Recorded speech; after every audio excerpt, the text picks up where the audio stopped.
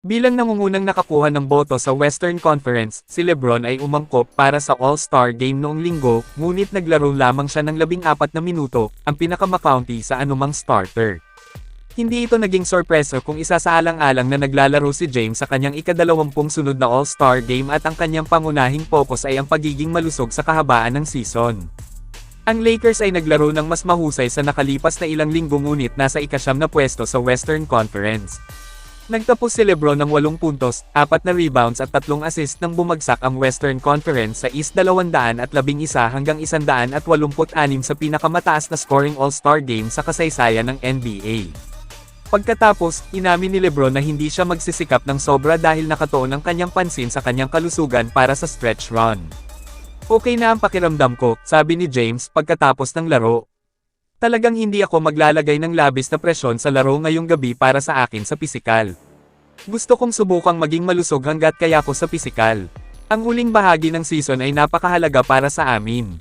Kailangan kong siguraduhin iyon." Siyempre, napakahalaga ni LeBron sa tagumpay ng Lakers at naiintindihan niya na kung tatakbo ang koponan na ito, kailangan niyang nasa court na nangunguna.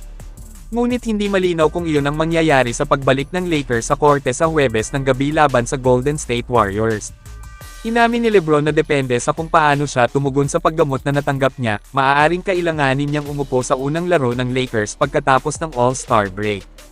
"Posibleng pwede. Depende sa recovery process," James revealed. "Kaya marahil, ngunit makikita natin." Katulad noong nakaraang season, ang Lakers ay wala sa pinakamagandang pwesto sa All-Star break ngunit may mga kakayahan na tumakbo sa huling yugto ng season.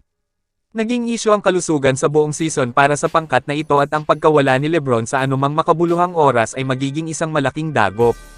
Ang kinabukasan ni LeBron James sa Lakers ay pinag-uusapan kamakailan habang ang kanyang karera sa paglalaro ay malapit ng matapos at nilinaw ng superstar na siya ay masaya sa organisasyon at habang hindi niya alam kung kailan matatapos ang kanyang karera, umaasa siyang ito ay sala. "Ako ay isang Laker, at ako ay masaya at napakasaya bilang isang Laker sa huling 6 na taon, at sana ay manatili ito sa ganoong paraan," sabi ni James. "Pero wala akong sagot kung gaano katagal o kung saang uniforme ako papasukin. Sana sa Lakers. Ito ay isang mahusay na organisasyon at napakaraming mahusay. Ngunit makikita natin. Hindi ko alam kung paano ito magtatapos, ngunit darating ito. Darating na, sigurado."